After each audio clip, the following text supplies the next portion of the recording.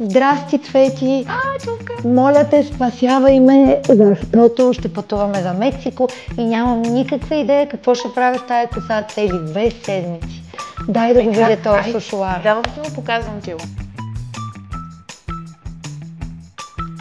Какво е? Хайде да си те измия, за да ти покажа как да го ползваш. Това е първата приставка, която е просто за посушаване. От тук само искам да покажа как се маха. Така. И така се слага. От тук се пуска. Изглежда много лесно и много практично. Сега значи трябва да ти е потушена до влажно косата. Така, махаме тази приставка и слагаме тази.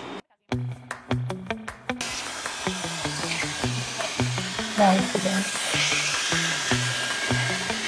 И така, тичур цялата коса може да си изсушиш. Хубавото на това е, при хората, които обичате венце, в корена също много добър обем придава. Тук също Тя да можеш... пробваме бритона. Това се зарибих. Ама чакай да ти покажа още нещо. Виж, гледа да ти е почти сухо. И отдолу да го завием. Да.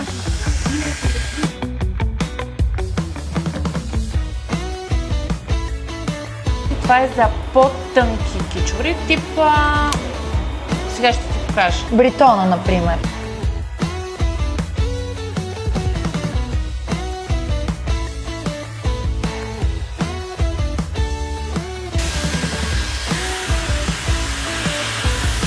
Добре, добре. Я го задържаш сега за малко, за да стане кичури и сега го пустай. Пустай го надолу, така.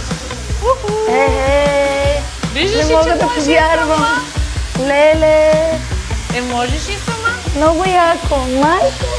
Да, тази е най-дебелата приставка. За дългите коси е много готино.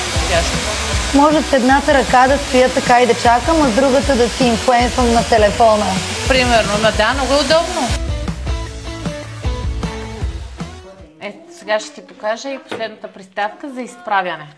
Това ми е любимата, защото е много практична и става много бързо.